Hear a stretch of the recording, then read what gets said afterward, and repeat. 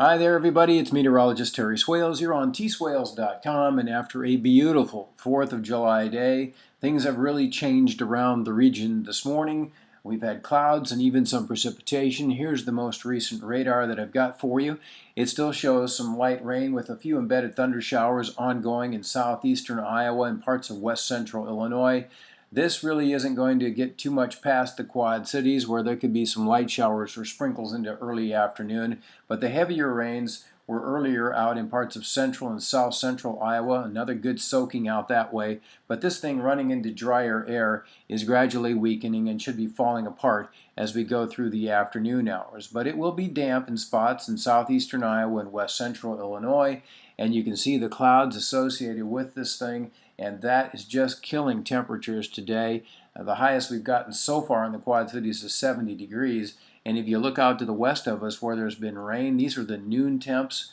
And there are places, Cedar Rapids and Iowa City and down into southeastern Iowa that are struggling to get out of the low 60s. And this is a time of year when normal highs should be up around 86 to 87 degrees. Very cool stuff, no doubt about that.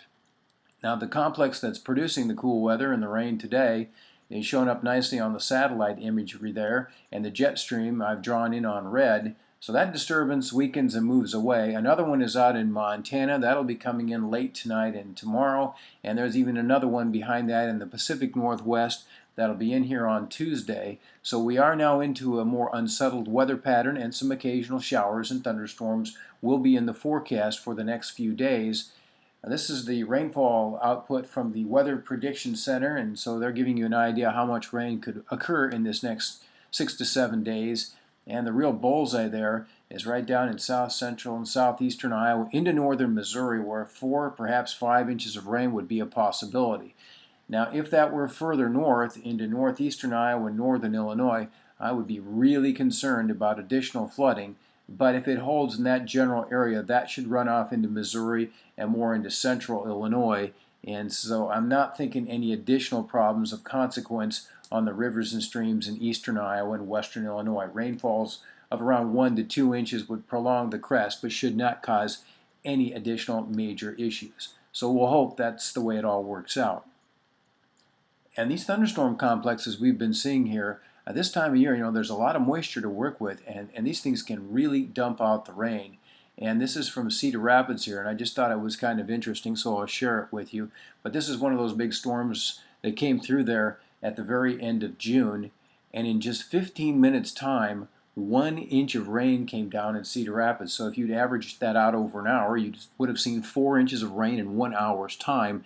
It didn't add up that way because it moved fairly quickly. But the point is, getting an inch or two of rain in an hour is easy to do, and you can see what that's done here for the rainfall totals for the month of June across the state of Iowa.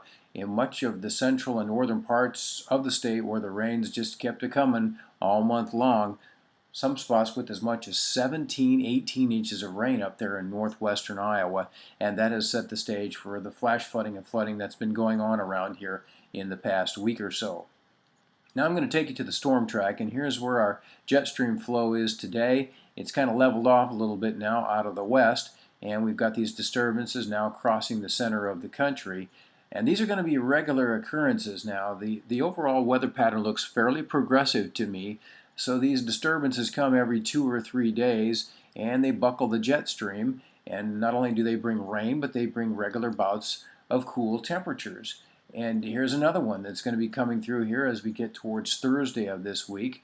And I'll even take this out further. And now you're out as we go to 16 days, and you're looking at the temperatures that we're expecting to see. And you'll notice over the next 16 days, well into July here, temperatures should be running below normal or near normal across much of the Midwest. So I do not see any significant heat waves in the future around here. I can sure tell you that much.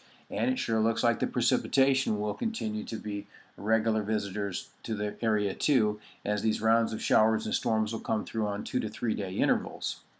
And you're looking at the temperature anomaly here as we go out into the future. And notice as we get towards next Tuesday, this coming Tuesday, temperatures again running 10 to 15 degrees below normal in parts of the Midwest. That's one of those troughs we talked about.